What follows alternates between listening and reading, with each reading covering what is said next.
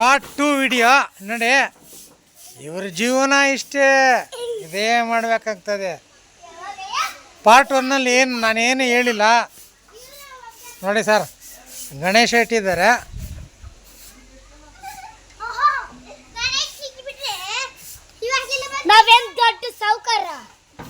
Clean ಮಾಡ್ತಾ ಇದ್ದಾರೆ. ಇವ್ರ ಜೀವನ ಎಲ್ಲ ನೋಡಿ. ಏನು ಮಾಡ್ತೀರೋ ನೀವೇ ಕಮೆಂಟ್ ಮಾಡಿ, ಲೈಕ್ ಮಾಡಿ.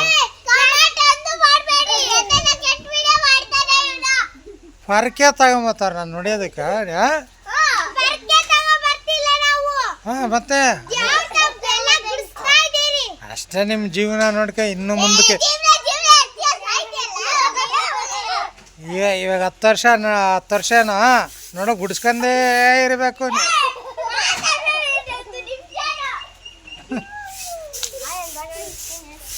ಗುಡಿಸ್ರಿ